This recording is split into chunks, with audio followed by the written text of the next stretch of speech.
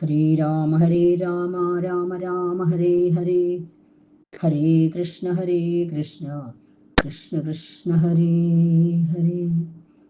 രാമായ രാമഭദ്രായ രാമചന്ദ്രായ വേധസി രഘുനാഥായ നാഥായ സീതായ പതയേ നമഃ. ഹരേ രാമ രാമ രാമ ഹരേ ഹരേ, ഹരേ കൃഷ്ണ കൃഷ്ണ കൃഷ്ണ ഹരേ ഹരേ. എല്ലാവർക്കും വാൽമീകി രാമായണത്തിലേക്ക് സ്വാഗതം. ഉത്തരകാണ്ഡത്തിലെ അനരണ്യശാപം എന്ന സർഗമാണ് വ്യാഖ്യാനം പറയുന്നത്. അധരിത്വമരുത്വം സ പ്രിയയൗ രാക്ഷസാധിപ നഗരാണി നരേന്ദ്രാണാം യുദ്ധകാംക്ഷീ ദശാനന. മരുത്തനെ ജയിച്ചതിന് ശേഷം ആ രാക്ഷസാധിപനായ ദശമുഖൻ യുദ്ധം തേടി നരേന്ദ്രന്മാരുടെ നഗരങ്ങളിൽ ചുറ്റി നടന്നു. ബ്രഹ്മാവിനോട് വരം നേടി അഹങ്കാരത്തോടുകൂടി രാവണൻ, ഒരു ഭയമില്ലാതെ അഹങ്കാരത്തോടുകൂടി എല്ലാവരെയും ജയിക്കാൻ വേണ്ടി, മറ്റെല്ലാവരെയും കീഴടക്കാൻ വേണ്ടി മൂന്ന് ലോകങ്ങളിലും ചുറ്റി നടക്കുകയാണ്. ജ്യേഷ്ഠനായ കുബേരനെ ആദ്യം തന്നെ ജയിച്ച് പുഷ്പക വിമാനം തട്ടിയെടുത്തു. മരുത്തൻ എന്ന രാജാവിനെയും ജയിച്ചു. യാഗം നടത്തിക്കൊണ്ടിരിക്കുകയായിരുന്നു അദ്ദേഹത്തെയും ജയിച്ച് അതിനുശേഷം അനരണ്യൻ എന്നു പേരായ അയോധ്യയിലെ രാജാവിനെ കണ്ടുമുട്ടുന്നു. യുദ്ധം ആവശ്യപ്പെടുന്നു. ഓരോരുത്തരുടെയും അടുത്ത് ചെന്നിട്ട് ഒന്നുകിൽ യുദ്ധം നൽകുക, അല്ലെങ്കിൽ തോറ്റു എന്ന് പറഞ്ഞ് കീഴടങ്ങുക. ഇതിലൊന്നാണ് എല്ലാവരുടെ അടുത്ത് ചെന്ന് രാവണൻ പറയുന്നത്. അങ്ങനെ കുബേരനെ മരുത്തനെയൊക്കെ ജയിച്ചതിന് ശേഷം രാവണൻ എല്ലാ നരേന്ദ്രന്മാരുടെ നഗരങ്ങളിലും ചുറ്റി നടന്ന് ഓരോരുത്തരുടെ അടുത്ത് ചെന്ന് പറയും, എനിക്ക് യുദ്ധം നൽകണം, അല്ലെങ്കിൽ തോറ്റെന്ന് പിൻവലിക്കണം, തോറ്റെന്ന് സമ്മതിച്ചു കൊടുക്കണം. ഇതാണ് എൻ്റെ ദൃഢനിശ്ചയം. ഇതിന് വിരുദ്ധമായി നടക്കുന്നവർക്ക് ഒരിക്കലും മോചനം കിട്ടില്ല. രാവണൻ അവരെ വധിച്ചു കളയും, വിരുദ്ധമായിട്ടുള്ളവരെയൊക്കെ. യുദ്ധം നൽകുക, അല്ലെങ്കിൽ തോൽവി സമ്മതിക്കാം. അപ്പോൾ ധീരന്മാരും പ്രാജ്ഞന്മാരും ധർമ്മനിരതന്മാരും മഹാബലവാന്മാരുമായ രാജാക്കന്മാരെല്ലാം തമ്മിൽ ആലോചിച്ച ശേഷം വൈരിയുടെ വരബലം അറിഞ്ഞ്, ശത്രുവായ രാവണന് ബ്രഹ്മാവിൻ്റെ വരം എല്ലാവർക്കും അറിയുന്നതാണ്, അതും അറിയുന്നത് കൊണ്ട് പരാജയം സമ്മതിച്ചു, തോൽവി സമ്മതിച്ചു കൊടുക്കുകയാണ് ചെയ്തത്. ദുഷ്യന്തൻ, സുരഥൻ, ഗാധി, ഗയൻ, പുരൂരവസ് എന്നീ രാജാക്കന്മാരെല്ലാം തോൽവി സമ്മതിച്ചു. പിന്നീട് രാക്ഷസാധിപനായ രാവണൻ അയോധ്യയിലെ രാജാവായ അനരണ്യൻ എന്ന രാജാവിൻ്റെ അടുത്ത് ചെന്നും യുദ്ധം നൽകാൻ ആവശ്യപ്പെട്ടു. എന്നോട് യുദ്ധം ചെയ്യൂ, അല്ലെങ്കിൽ തോൽവി സമ്മതിക്കണം, ഇതാണ് എൻ്റെ ആജ്ഞ എന്ന് പറഞ്ഞ് ഘോഷിച്ചു. അപമാനകരമായ അവൻ്റെ വാക്ക് കേട്ട് കോപിച്ച് അയോധ്യ നായകനായ അനരണ്യൻ ആ രാക്ഷസേന്ദ്രനോട് ഇങ്ങനെ പറഞ്ഞു, രാക്ഷസാധിപ, ഞാൻ നിനക്ക് ദ്വന്ദ്വയുദ്ധം നൽകാം. നിന്നോട് യുദ്ധം ചെയ്യാൻ ഞാൻ തയ്യാറാണെന്ന് സമ്മതിച്ചു. നീ വേഗം തയ്യാറായിക്കൊള്ളൂ. അങ്ങനെ രണ്ടുപേരും യുദ്ധത്തിന് തയ്യാറായി. പണ്ടേ തന്നെ കാര്യം കേട്ടറിഞ്ഞിരുന്ന അദ്ദേഹം മഹാസൈന്യത്തെ ആദ്യം പുറത്തുവിട്ടു. നരേന്ദ്രന്റെ ആ സൈന്യം രാക്ഷസനെ വധിക്കാൻ പുറപ്പെട്ടു. 10,000 ആനകളും 1,00,000 കുതിരകളും അനേകായിരം തേരുകളും കാലാൾപ്പടകളും ഒക്കെ കൂടി ചെന്ന ആ സൈന്യങ്ങളെല്ലാം ചെന്ന് രാവണനോട് എതിരിട്ടു. അപ്പോൾ ആ അനരണ്യ ചക്രവർത്തിയും രാക്ഷസേന്ദ്രനും തമ്മിൽ അത്ഭുതകരമായ മഹായുദ്ധം ഉണ്ടായി.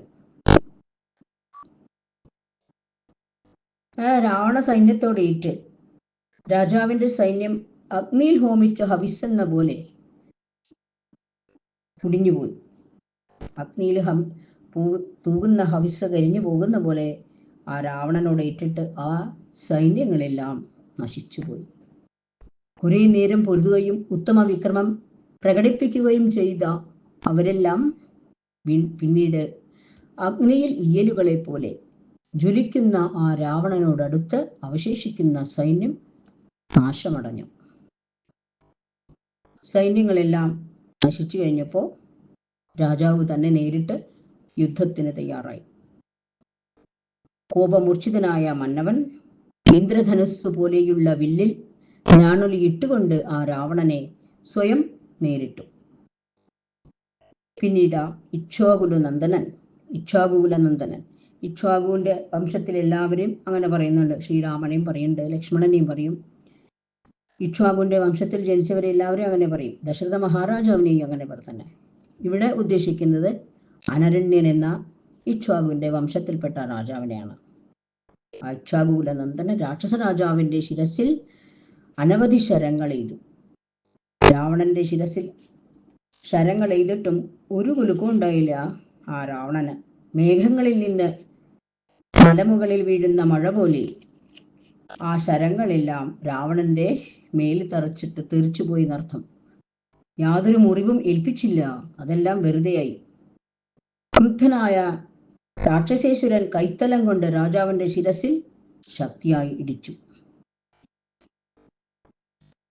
രാവണൻ കോപത്തോടുകൂടി തൻ്റെ കൈത്തലം കൊണ്ട് ആ രാജാവിന്റെ ശിരസിൽ അടിച്ചു. ആ ശക്തിയായ അടിയേറ്റ് ആ രാജാവ് തേരിൽ നിന്ന് താഴെ വീണു.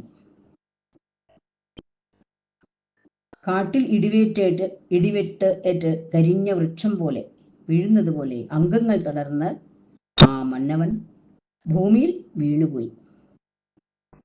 ആ രാക്ഷസൻ ഇക്ഷ്വാകു വംശരാജാവിനോട് ചിരിച്ചുകൊണ്ട് ചോദിച്ചു, എന്നോട് പോരാടിയിട്ട് നിനക്കിപ്പോൾ എന്തു ഫലം കിട്ടി? എന്തിനാണ് എന്നോട് യുദ്ധത്തിന് പുറപ്പെട്ടത്? എന്തെങ്കിലും നേടാൻ സാധിച്ചു? ഇല്ലല്ലോ. എന്നോട് യുദ്ധം ചെയ്യാൻ ത്രിലോകങ്ങളിലും ആരുമില്ല. 3 ലോകത്തും എന്നോട് യുദ്ധം ചെയ്യാൻ പറ്റിയ ആരും തയ്യാറല്ല. അത്ര ശക്തരായിട്ട് ആരുമില്ല. ഭോഗനിരതനായിരുന്ന നീ എൻ്റെ ബലത്തെക്കുറിച്ച് കേട്ടിട്ടില്ലെന്ന് തോന്നുന്നു. എന്നെക്കുറിച്ച് നീ ശരിക്കും മനസ്സിലാക്കിയിട്ടില്ലായിരിക്കും. അതുകൊണ്ടാണ് യുദ്ധത്തിന് തയ്യാറായത്. എന്നിട്ട് ഇപ്പോൾ എന്തായി അവസ്ഥ? ഇവിടെ എന്തു ചെയ്യാൻ കഴിയും? അതിന് ആ രാജാവ് മറുപടി പറയുന്നത് ഇങ്ങനെയാണ്: ഇവിടെ എന്തു ചെയ്യാൻ കഴിയും? കാലം ദുർലംഘ്യമാണല്ലോ. കാലത്തെ ജയിക്കാൻ ആർക്കും കഴിയാൻ പറ്റില്ലല്ലോ. മറികടക്കാൻ സാധിക്കില്ല കാലത്തെ. വന്നത് അനുഭവിച്ചേ തീരൂ. അതുകൊണ്ട് എനിക്ക് എന്തു ചെയ്യാൻ സാധിക്കും? തന്നെത്താൻ വാഴ്ത്തിപ്പറയുന്ന നീയല്ല എന്നെ ജയിച്ചത്. കാലം തന്നെയാണ് എന്നെ തോൽപ്പിച്ചത്. നീ എനിക്കൊരു നിമിത്തം മാത്രം. നീ ഒരു നിമിത്തമായി എന്നേ ഉള്ളൂ. കാലമാണ് എന്നെ ഇങ്ങനെ തോൽപ്പിച്ചത് എന്ന് ആ രാജാവ് പറയാണ്. പ്രാണൻ പോകാറായ എനിക്കിപ്പോൾ എന്തു ചെയ്യാൻ കഴിയും? പിൻവാങ്ങാതെ പൊരുതുമ്പോഴാണല്ലോ നീ എന്നെ ഹനിച്ചത്. യുദ്ധത്തിൽ പിന്തിരിയാതെ ധൈര്യത്തോടുകൂടി വീരോടുകൂടി പൊരുതുമ്പോഴാണല്ലോ നീ എന്നെ ഹനിച്ചത്. അത് ആ വീരന്റെ ഒരു ധർമ്മം തന്നെയാണ്. ക്ഷത്രിയനായ ഒരു വീരൻ അടങ്ങിയിരിക്കുകയല്ല. പ്രാണൻ പോകുന്നവരെ യുദ്ധം ചെയ്യണം, ശത്രുവിനെ നിഹനിക്കാൻ, അല്ലെങ്കിൽ സ്വയം മരിക്കാൻ. ഇക്ഷ്വാകു വംശത്തെ ആദരിച്ചുകൊണ്ട് രാക്ഷസ ഞാൻ പറയുന്നു, ദാനം, ഹോമം, തപസ് എന്നിവ ഞാൻ നന്നായി ചെയ്തിട്ടുണ്ടെങ്കിൽ, പ്രജകളെ വേണ്ടപോലെ പരിപാലിച്ചിട്ടുണ്ടെങ്കിൽ എൻ്റെ വാക്ക് സത്യമായി തീരട്ടെ. ആ അനരണ്യ മഹാരാജാവ് രാവണനെ ശപിക്കാണ്. മഹാത്മാക്കളായ ഇക്ഷ്വാകുക്കളുടെ ഈ കുലത്തിൽ രാമൻ എന്നു പേരുള്ള ഒരു വീരൻ ദശരഥപുത്രനായി ജനിക്കും. അദ്ദേഹം നിന്റെ ജീവൻ അപഹരിക്കും.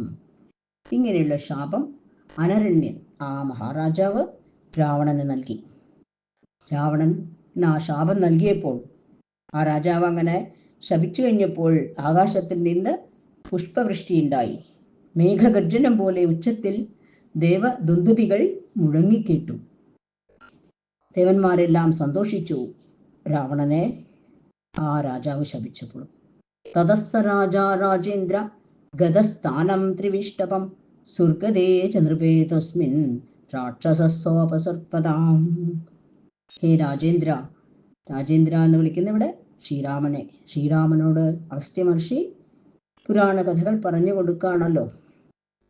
പഴയ കഥകളൊക്കെ കൊടുത്തുകൊണ്ടിരിക്കുന്ന സമയത്താണ് ഇവിടെ രാജേന്ദ്ര എന്ന് വിളിച്ചത് ശ്രീരാമനെയാണ്. ആ രാജാവ് സ്വർഗപദവി പ്രാപിച്ചു, വീരസ്വർഗം പ്രാപിച്ചു. നൃപൻ സ്വർഗം പോകിയപ്പോൾ ആ രാക്ഷസൻ രാവണൻ അവിടം വിട്ടുപോയി എന്നെല്ലാം അഗസ്ത്യ മഹർഷി ശ്രീരാമനോട് പറയാണ്. അങ്ങനെ അയോധ്യ രാജാവായ അനരണ്യൻ രാവണനോട് നേരിട്ടൊടുവിൽ വീരസ്വർഗം പ്രാപിച്ചു. ഇതാണ് വീരനായ ക്ഷത്രിയന്റെ ധർമ്മം. ഒന്നുകിൽ ശത്രുവിനെ വധിക്കുക, അല്ലെങ്കിൽ യുദ്ധത്തിൽ മരിക്കുക, സ്വർഗം പ്രാപിക്കുക. ഇതിൽ രണ്ടിലൊന്നിന് തയ്യാറാവണം. ധൈര്യം അവലംബിച്ച് ശത്രുവിനോട് ഏറ്റുമുട്ടണം, അതാണ് ആവശ്യം. ഇവിടെ ജയിച്ചത് രാവണന് ശാപം നൽകി സ്വർഗം പ്രാപിച്ച നരേന്ദ്രൻ തന്നെയാണ്. രാവണൻ ശാപം നേടി നരകത്തിലും.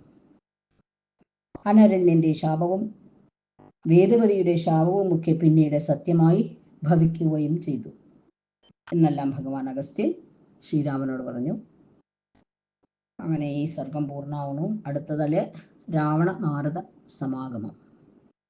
ഹരേ രാമ രാമ രാമ ഹരേ ഹരേ, ഹരേ കൃഷ്ണ കൃഷ്ണ കൃഷ്ണ ഹരേ ഹരേ, ഹരേ രാമ രാമ രാമ ഹരേ ഹരേ, ഹരേ കൃഷ്ണ കൃഷ്ണ കൃഷ്ണ ഹരേ ഹരേ.